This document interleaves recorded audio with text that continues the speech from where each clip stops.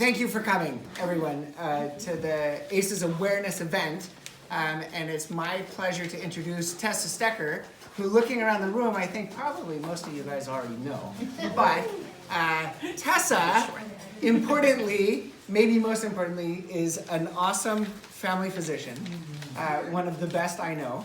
And in addition to that, she's an amazing teacher. She is the fellowship director for the Kaiser Northern California Community Medicine and Global Health Fellowships, with fellows everywhere. I can't remember them all, but here, Vallejo, Santa Rosa, Oakland, San Francisco, and other places. And I don't remember. So Tessa is, first and foremost,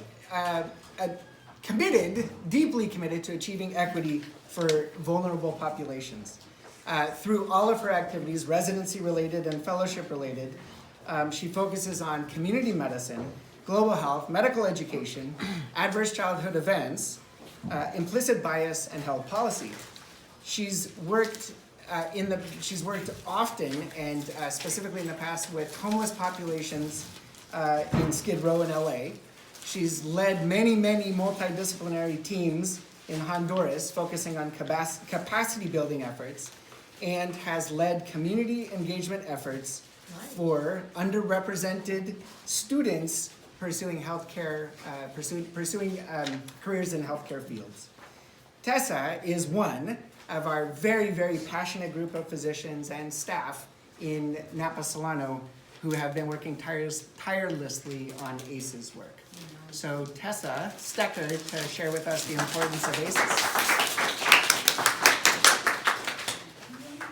Thank you, Matt. I gave him 3 lines. He expanded upon it. But thank you so much all for being here today and for taking your lunchtime to be part of this ACEs awareness event. This luncheon that we're having today is going to be mirrored at our other 3 clinical sites in the Napa-Solano area as well, as we really try to expand upon the ACEs screening and resilience building work that has been taking place for about the last year and a half in our service area. So 10 years ago, had you mentioned ACEs to me, I would have looked at you blankly because I didn't know what ACEs were. It wasn't part of my formal training. They didn't teach it in medical school. They didn't teach it in residency at the time. And so I had no idea. We did learn about social determinants of health and how that impacted our patients. We learned about physical abuse and recognizing signs of physical abuse and mandatory reporting requirements, but we had no concept, no understanding of how prolonged childhood trauma could impact somebody's health and well-being and their later health outcomes. And so at that time, I didn't know anything, and I actually was thinking back, I was like, when was the first time that I learned about ACEs? And it was something that I hadn't thought about for a long time, but I had the fortune of working in a lot of different federally qualified health centers after I graduated residency in the greater Los Angeles area. And I worked a lot with various vulnerable populations there, and I was lucky because we had a high needs population. We had people who had experienced structural racism, who had to deal with PTSD and all of the economic implications of poverty, and yet we were highly resourced. So I was part of a team of people who worked together to provide care for patients at the clinic and at the Downtown Women's Center. We had myself, we had a social worker, we had a case manager, we had a patient navigator, and we had somebody who could help with health education resources for our patients as well. So the way that it worked is we saw patients every day, and at the end of the day, we ran our full list of patients. And we looked and saw who needed help getting to a specialist appointment, who needed transportation assistance, who needed assistance with food insecurity, who needed to be put on the housing list. And we were able to, because we had this multidisciplinary team, to provide a ton of resources. And I was so excited because I was like, this is it. This is perfect. I've got all the people. We're gonna make everything better. And it didn't quite work out that way. And I knew there was something missing, and I couldn't quite tangibly kind of put my hand on what it was, but I just knew that we weren't really getting people what they needed to really have a truly fulfilling life. And one day I came out of a room, and I had just had an encounter with a patient who we had been working with for months. And we had plugged her in, and we had gotten her stable housing, and she was seeing 2 different specialists at the county hospital, and we had gotten her medication assistance and all of the different things. And I came out of the room and I must have looked bewildered because the social worker looked at me and she's like, "Are you okay?" And I'm like, I just don't know what to do. I feel like despite everything that we're doing, we're not getting to the heart of it, we're not able to help this patient. And then I went about the rest of my day. And then later that afternoon, I found an article on my desk, and the article was all about ACEs, or Adverse Childhood Experiences. I'd never heard of this concept before. And I read it and I was floored. I was like, my goodness, this is the missing piece. This is all of those interactions that I had had with patients throughout my entire career up to that point where I felt there was something missing, where I wasn't getting to the heart of things. It felt like the answers were lying in these 10 questions that were looking at household dysfunction and neglect and abuse that people were experiencing at early ages, right? And throughout their sort of formative years, and how that would be impacting not just their mental health in the future, but their physical health in the future, right? In terms of their propensity to develop chronic illnesses such as diabetes, to develop cancer in the future. And this was even after controlling for other risk factors, even after controlling for economic situations, we were still seeing the effects of toxic stress. So I read everything I could on ACEs. I looked up every YouTube video. I talked to everybody who would listen to me about my new findings, sometimes not the most appropriate places, like my friend's wedding reception. But, you know, have some cake, learn about ACEs. And I was like just so thrilled and excited with the prospect of what this work could do and how we could really affect people's lives in a more impactful way by addressing some of these underlying things that were really affecting how people lived their lives and how they interacted with the world.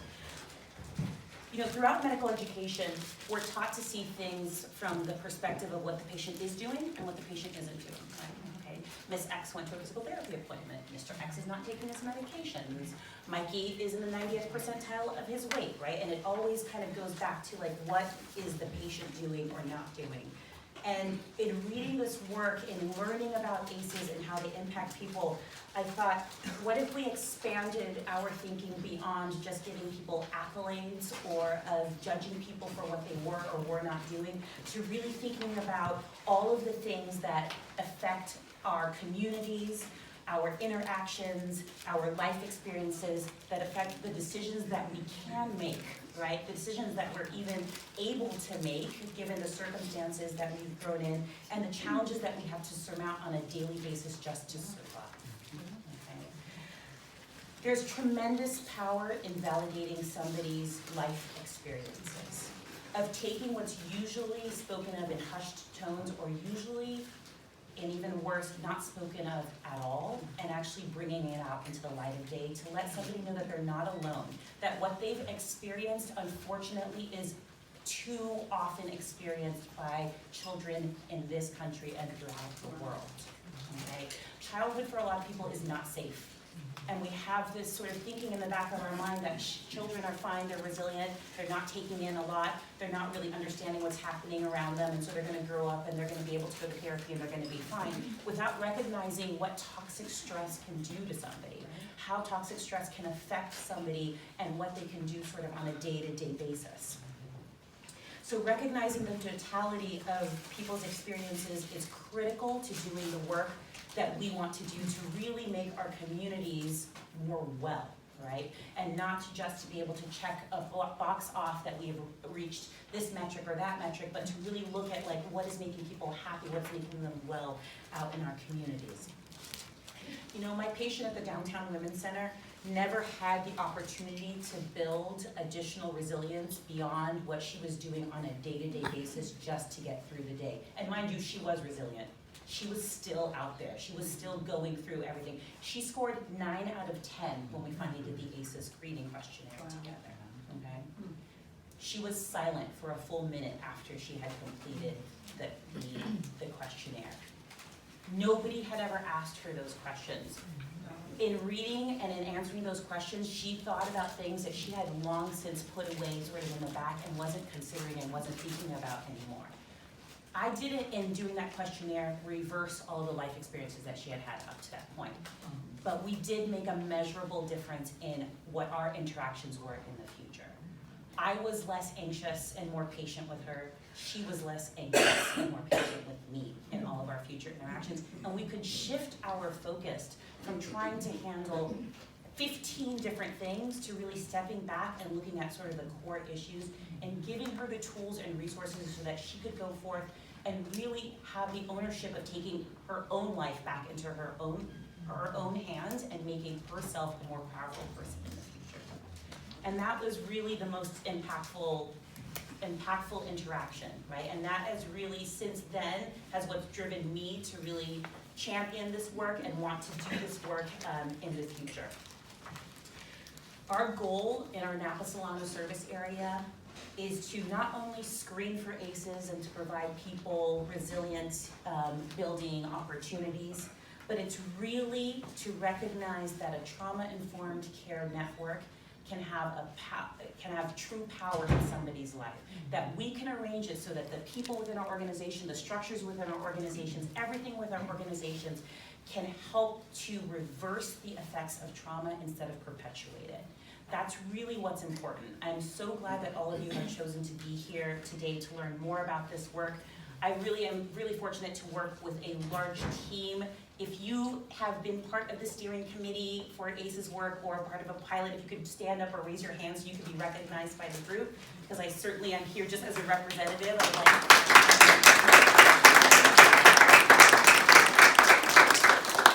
So thank you so much. I really invite you all to meet with our community organizations who are out in the lobby who do this work day in and day out.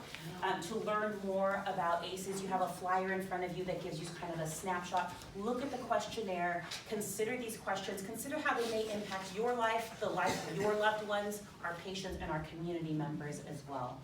We're going to have an opportunity to watch 2 short videos that 2 of our own Napa-Solano physicians have put together talking about their own ACEs experiences. Right? This is supremely important because only when we start having these conversations in the open and when we stop shuttling them into like little corners where only behavioral health has these conversations with people, can we truly affect change. So I do want to thank those 2 physicians for taking the time to put these videos together to share with you their own personal experiences, which will hopefully widen the discussions that we have. And before we start